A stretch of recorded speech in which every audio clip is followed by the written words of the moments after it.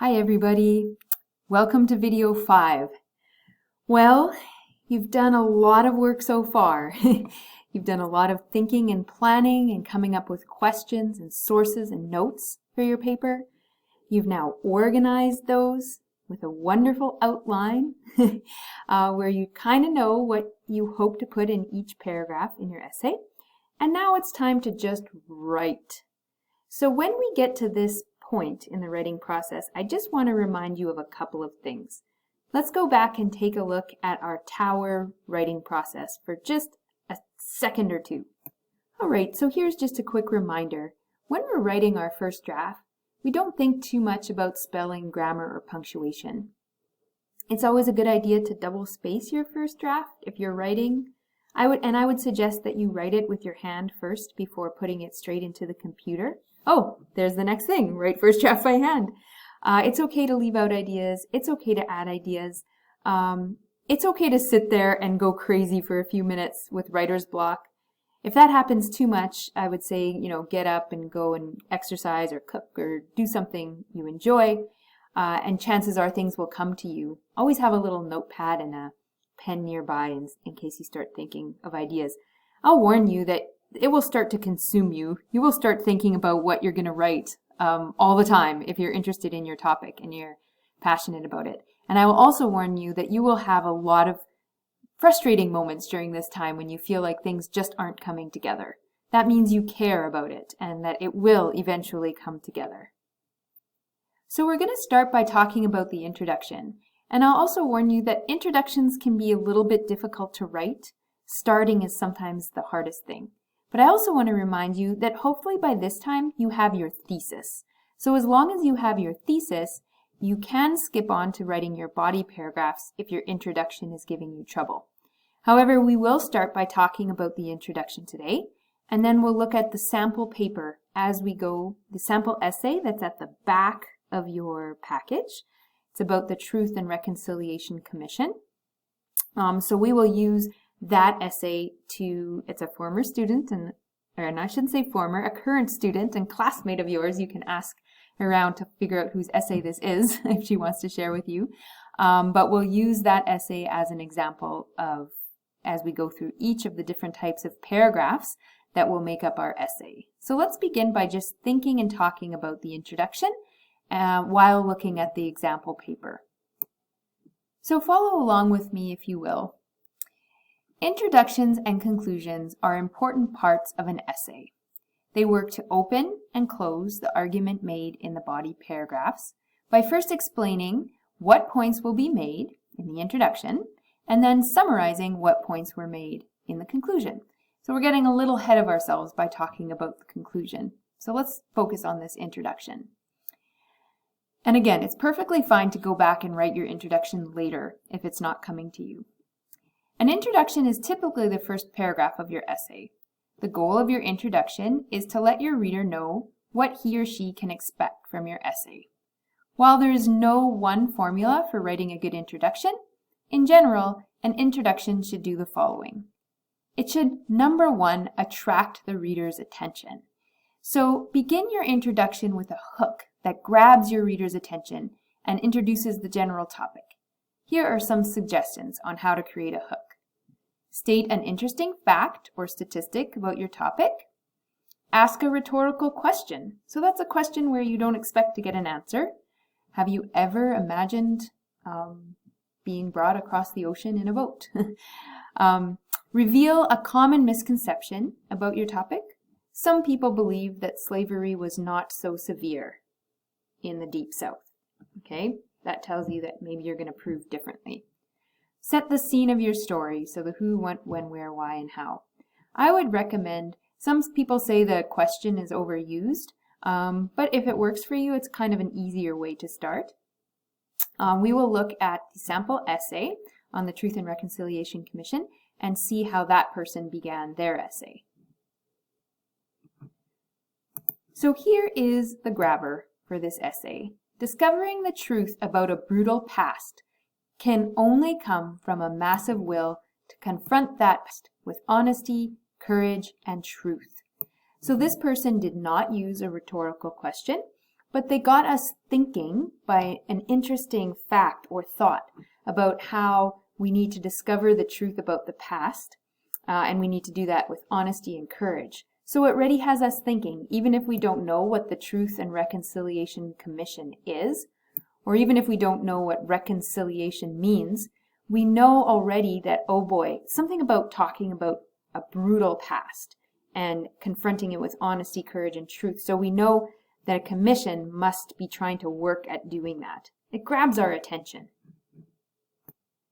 So the second thing then we want to do after our hook is stay focused on our topic in the introduction. So the hook might be a little bit general, but now you want to move to specifically talking about what your essay will be about.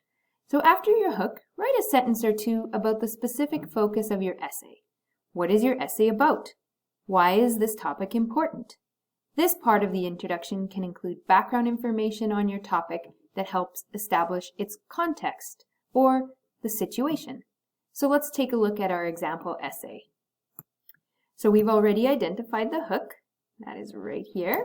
That's our hook. And then now we're looking for facts or specifics about our topic. Such is the case when confronting the history of residential schools in Canada. So just for a little bit of background, we were studying this in class at the time the person wrote this. So we all knew what residential schools were, and this writer knew their audience knew that.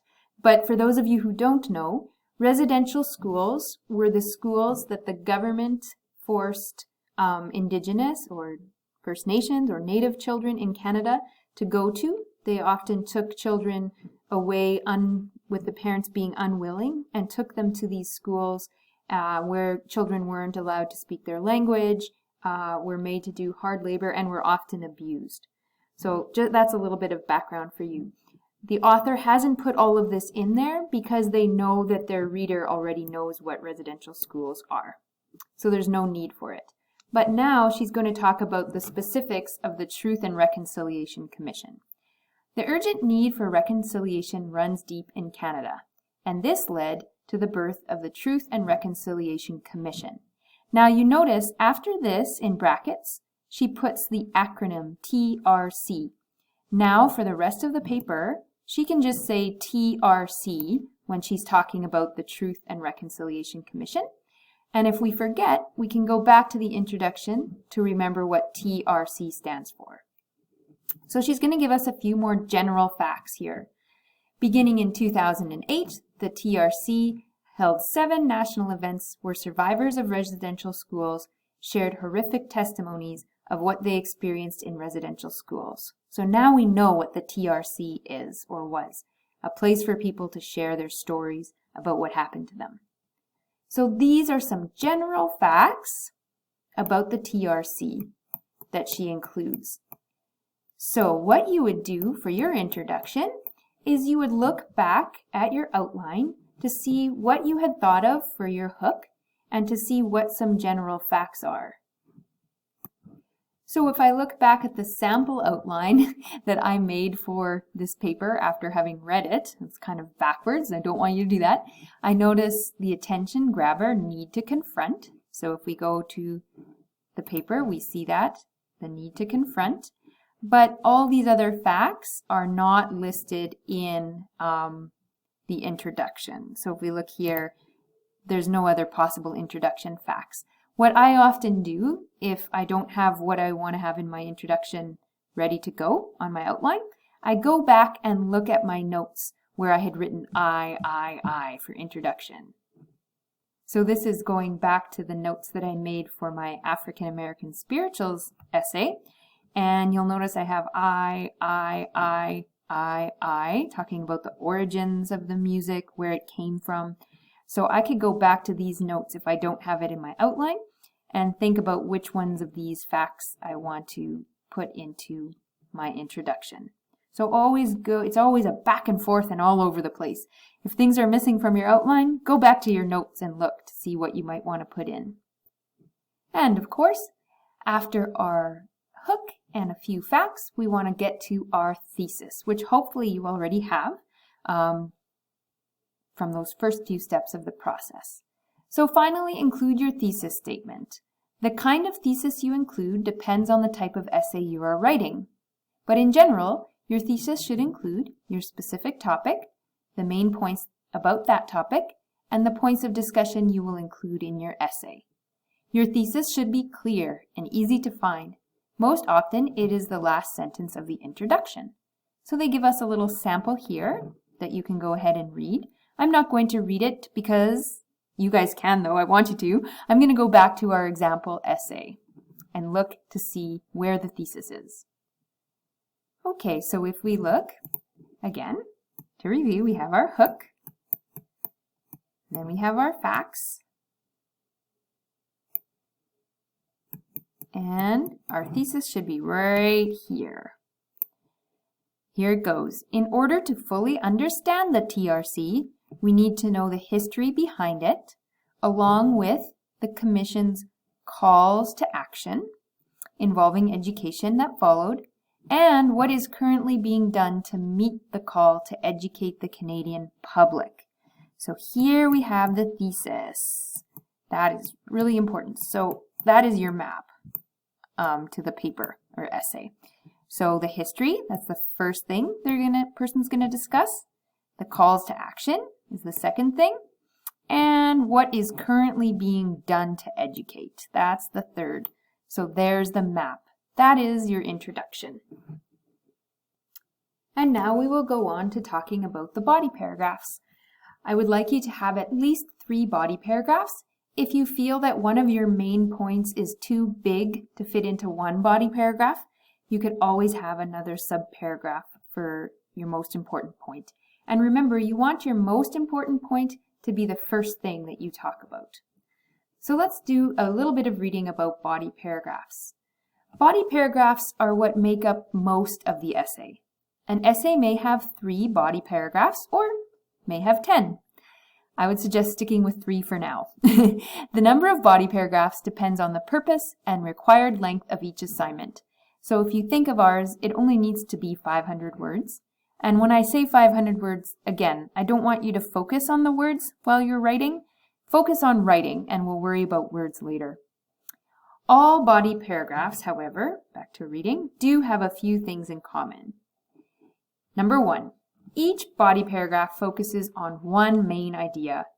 Paragraphs can be seen as pieces of the overall essay. Each piece is one part of the larger work. Number 2, each body paragraph is organized in a logical way. That means in a way that makes sense. If you're writing a paper about a historical event, it makes sense to have each paragraph appear in chronological order, meaning the order that it happened. If you're writing a plan to improve a law, it makes sense to have the paragraphs appear in the order of the steps one would have to take. As for yours, I said have them in the order of the points that you think are most important. So the most important point coming first. Each body paragraph connects to the thesis, or the main idea or topic of the essay. It is important that all body paragraphs work to develop the main idea of the essay, and that none of them go off topic. So what I suggest doing after you write a body paragraph is go back and read your thesis and see if it connects. We'll do that shortly with our example. Then it talks about the pie structure. So we're not talking about persuade, inform, entertain, the purposes for reading and writing, but now we're thinking of point, information, and explanation. So this is one way to think of it. Make your point, give some information, and then give an explanation. Point. Make sure your paragraph has a point. Often, the point is the topic sentence. It's your main point. What is the point of this paragraph? What claim is being made? What will this paragraph prove or discuss? So going back to our sample essay, let's see if we can see if this has a good topic sentence that tells us what the point will be.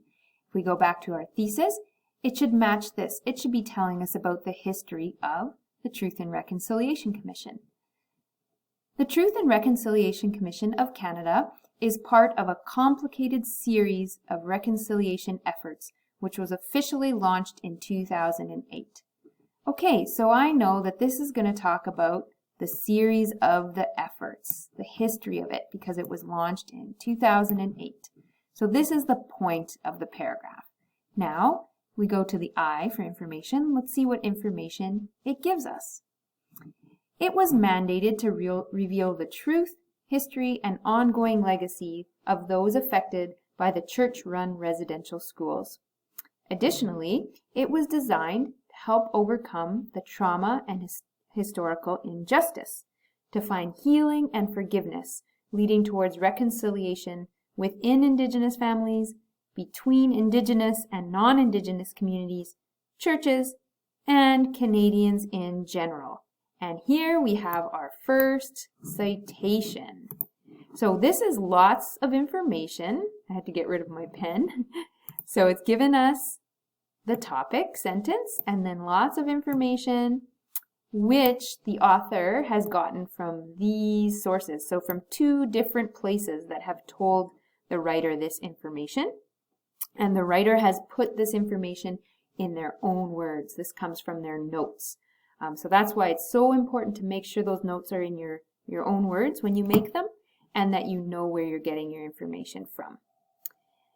The primary goal, so now she's getting into the explaining of the TRC, was for victims to express their pain and find out how crimes were committed against them and their loved ones. Perpetrators, however, did not take part in uncovering the truth. In some cases, victims were able to meet, and I'm going to have to get rid of my pen to scroll down, perpetrators face to face, and the commission served as a meeting place for former enemies to bridge the distance and to find ways to move forward. And then she's telling us where she got this from. Truth and reconciliation. So this is coming from that document. So she has given us the topic, lots of information about the history, and then explaining why that history took place. So she's following PI.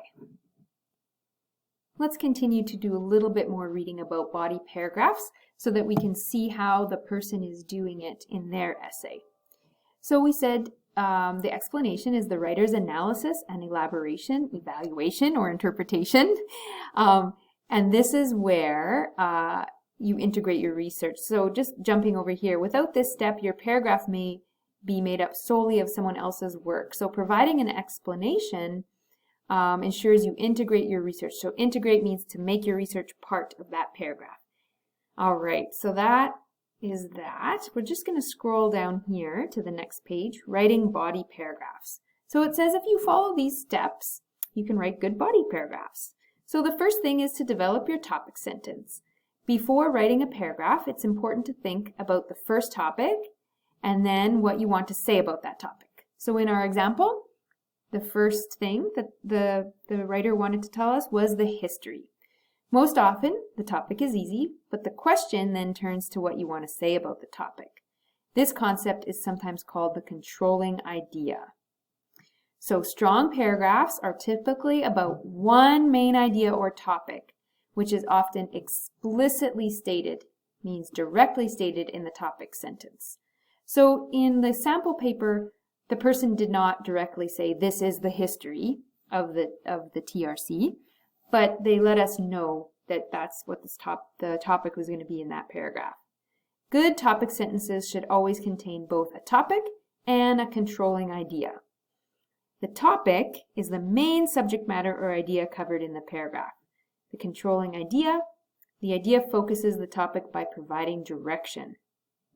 So here are some examples of topic sentences, and then we'll go and look at the next paragraph in our sample essay. People can avoid plagiarizing by taking certain precautions, and we're going to talk a lot about plagiarizing in the next video.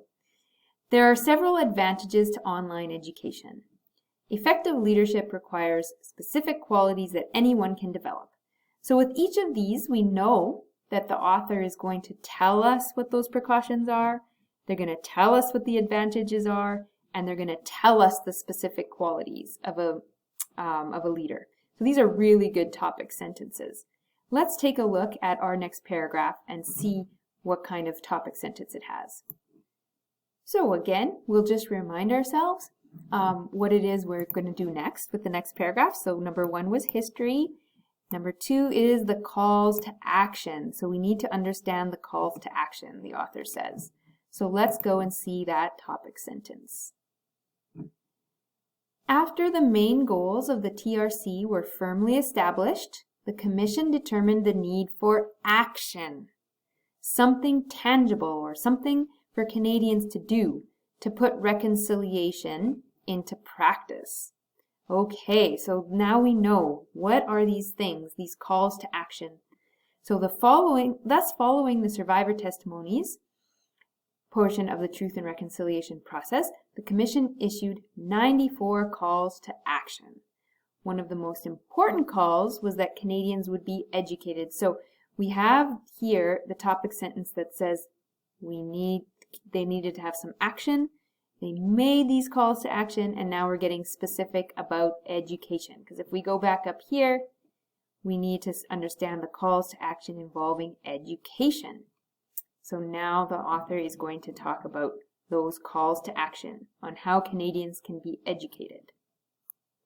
So after you have your topic sentence, again, that's where you want that evidence. You want to include all those notes you've taken. So all of these notes that you've taken, you're going to go back and say, okay, what can go into my first paragraph? What can go into my what works for my third point, or my third question? What can go in my second paragraph? So all these notes that you've so carefully put in your own words are now going to go into your paper. So you're asking yourself, what examples can I use to support my point? Hopefully you've recorded some of these examples in your outline, the ones you want to use. Which ones am I going to use? So if you look at the example outline I concluded, it matches your classmates' research paper. So what are the calls to action? These are things that she wanted to include. So what information can I provide to help clarify my thoughts? How can I support my point with specific data, experiences? We won't do experiences in this one. That's for a different kind of essay. Or supporting evidence. Yes, you want to use your supporting evidence. What information does the reader need to know in order to see my point? And here is a list of the kinds of evidence you can add to your paragraph. So facts, details, reasons, examples, statistics, polls, percentages, data from research studies, information, credible research, all of that. And sometimes adding transitional or introductory phrases like for example, or for instance, or first, or second, or lastly, help guide the reader, and also make sure you are citing your sources appropriately. So let's take a look and see what evidence this person has added. So first of all, we hear the voice of the author by saying one of the most important calls was that Canadians would be educated about the truth of what happened in the residential schools. So you notice the author doesn't say I think or I believe. We want to keep I out of a research report. However, now they're going to talk about the facts, the samples, the statistics. You can already see they have been citing where they got this information from. So, however, knowing the truth about residential schools does not necessarily lead to reconciliation. Yet, as said in the summary of the final report of the TRC of Canada, without truth, justice is not being served, healing is not found, and there can be no genuine reconciliation between Indigenous and non-Indigenous peoples of Canada. So you notice this is citing. So she's using a direct quotation this time, not putting it in her own words, saying where she got it from, and then a period at the end. We go down, we can already see more evidence, direct quotations. It also tells us that much of the current state of the troubled relations between Indigenous and non-Indigenous Canadians is attributed to educational institutions and what they have taught or failed to teach over many generations. Now you notice here, she just has the page number. Again, quotation ends here, the page number here in brackets, and the period at the end. This means she got this information from the same document, right? You'll also notice square brackets. You put square brackets around words when those aren't the words that appeared in the quotation, but they're words that you've added to make it more clear to the reader. Because Canadians in general know so little or nothing about the deep historical roots of these conflicts, poor public policy decisions are made in government circles.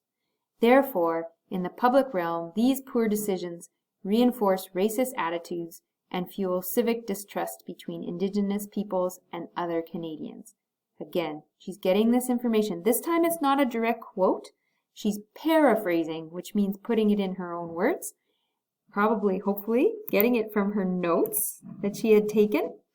And then putting it into that paragraph because it fits with that topic sentence.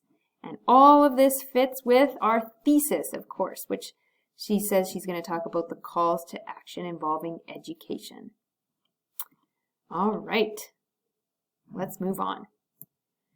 So this part, step 3, add your own analysis and interpretation. After you've given the reader enough information to see and understand your point, you need to explain why this information is important, relevant, or meaningful. How does it relate to my overall point?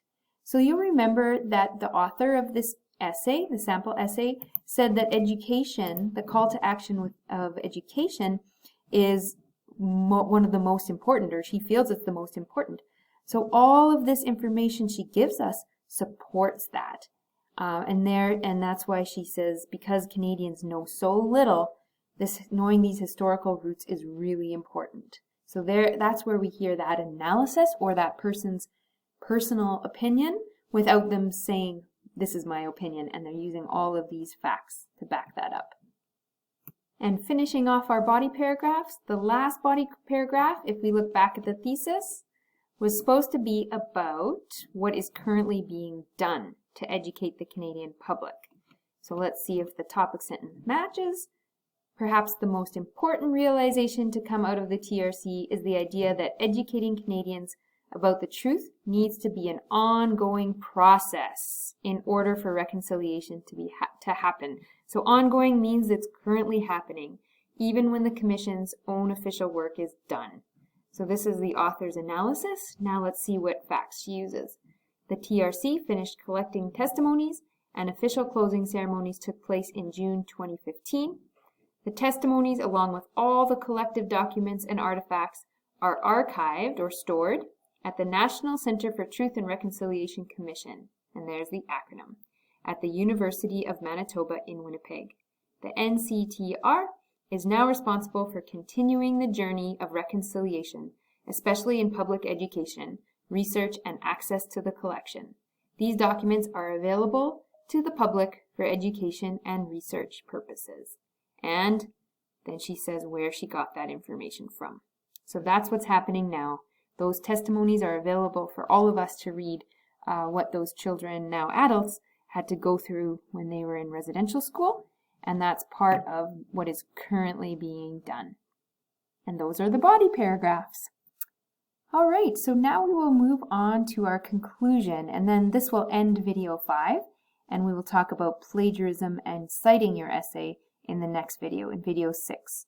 So if we take a look at our pages, it's page 17, tells us a little bit about the conclusion. The conclusion is a lot like the introduction in that it can be very difficult to write. Sometimes I even wait a few days before my conclusion comes to me. But let's take a look at some tips. Conclusions. A conclusion works to remind your reader of the main points of your essay and summarizes what you want your reader to take away from your discussion. Consider these tips when writing your conclusion.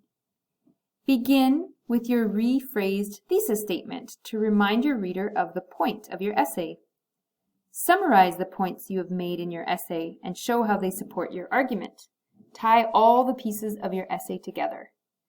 Tell your reader what the significance of your argument might be. Why is the discussion important? Do you want your reader to think differently, question something, or perform some action? Make a recommendation of what your reader should do with the information. So let's see. I'm going to stop there. Let's see what our sample essay does. The TRC revealed or showed that it will take time for reconciliation between Indigenous and non-Indigenous peoples to take root, given the difficult history of Canada in Canada's residential school system. So that's kind of saying what did happen out of all of this, right? What was the results? However, like Justice Murray Sinclair said, 7 generations of children went through residential schools. It may take us a few generations to fix this. And then in brackets, she got this from an interview, I think on YouTube. Hopefully, by discovering the truth about the history of residential schools and through non-Indigenous Canadians receiving accurate education, so this is discovering the history, getting the education about Indigenous peoples, we as a society can all work towards reconciliation in unity. Perhaps one day we'll be able to see everyone as an equal human being and respect each other's cultural backgrounds and differences. So, the author is ending with a good quotation, and again, we really see what her view is on this topic without saying, I think this. And it kind of wraps everything up neatly. All right, and that is the end of video 5.